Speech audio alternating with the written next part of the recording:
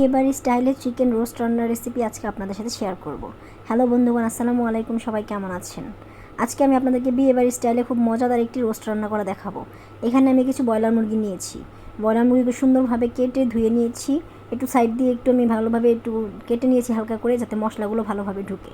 তারপর আমি এতে আদা রসুন বাটা, মরিচ গুঁড়ো, লবণ দিয়ে সুন্দরভাবে ম্যারিনেট করে নিয়েছি। কিছুক্ষণের জন্য সাইডে রেখে দিয়েছি। ম্যারিনেশন করা হয়ে গেলে একটি প্যানে আমি তেল দিয়ে দিয়েছি। তেল দিয়ে এখন মাংসগুলোকে ভেজে নিব। খুব সুন্দরভাবে আস্তে আস্তে করে ভেজে নিতে হবে। বেশি কড়া ভাজা যাবে না, বেশি কড়া ভাজলে এটা শক্ত হয়ে যাবে।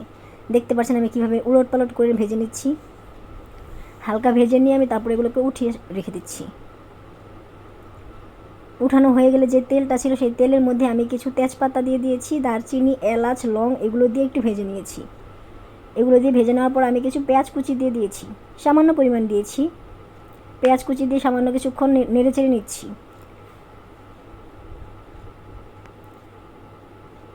যখনই দেখব পেঁয়াজগুলো একটু হালকা বাদামি বাদামি হয়ে গিয়েছে, তখন এতে দিয়ে দিব কিছু পেঁয়াজ বাটা বা পেঁয়াজ ব্লেন্ড করে নিয়েছি, সেটা দিয়ে আবার কিছুক্ষণ নেড়ে চেড়ে নিব।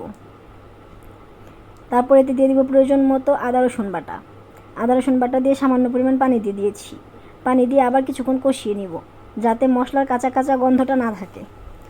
হালকা কিছুক্ষণ কষানো হয়ে গেলে এতে দিয়ে দিব প্রয়োজন মতো সকল মশলা বলতে এখানে আমি দিয়েছি সামান্য পরিমাণ মরিচ গুঁড়ো, এটা একটু ঝাল ঝাল রাখবো তাই দিয়েছি। ধনিয়া গুঁড়ো, জিরা গুঁড়ো আর সামান্য পরিমাণ গরম মশলা গুঁড়োটা আমি বাসায় তৈরি করেছি। দারচিনি, এলাচ, লং এই সব কিছু ভেজে হালকা করে তারপর আমি এটাকে ব্লেন্ড করে নিয়েছি।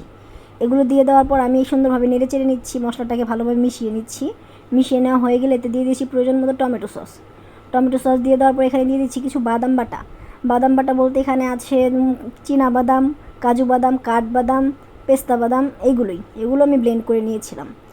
দিয়ে দেওয়ার পর কিছুক্ষণ নেড়ে চেড়ে নিয়েছি। এখন এতে আমি কিছু লিকুইড দুধ দিয়েছি। দুধের কালারটা দেখে হয়তো আপনাদের কাছে মনে হচ্ছে একটু অদ্ভুত, কিন্তু এটা ফ্রিজ থেকে নামিয়ে জাস্ট খালি বোতল থেকে ঢেলে দিয়েছি, তো তাই এরকম হয়েছে। তারপর একটু নেড়ে চেড়ে কিছুক্ষণ কষিয়ে নিব। তারপর আমি এখানে একটু লেবু চিপে দিয়ে দিয়েছি। লেবুটা দিয়ে আবার কিছুক্ষণ মশলাগুলো কষিয়ে নিব। যখন উপর থেকে তেল ভেসে উঠবে, তখন আমি এখানে সেই ভেজে রাখা চিকেনগুলো দিয়ে আবার কিছুক্ষণ নেড়ে চেড়ে সুন্দরভাবে ঢাকনা দিয়ে দিব। একটু পর নাড়াচাড়া করে দিব, যে নিচে যাতে না লেগে যায়। তারপর যখন মনে হবে যে না পারফেক্টলি এটা কষানো হয়ে গিয়েছে, তখন আমি এতে 3-4টা কাঁচামরিচ দিয়ে দিয়েছি। কাঁচামরিচ দিয়ে দেওয়ার পর আমি আবার এখানে কিছু পরিমাণ দুধ দিয়ে সুন্দরভাবে আবার বসিয়ে দিয়েছি, যাতে মাংসটা সুন্দরভাবে সিদ্ধ হয়।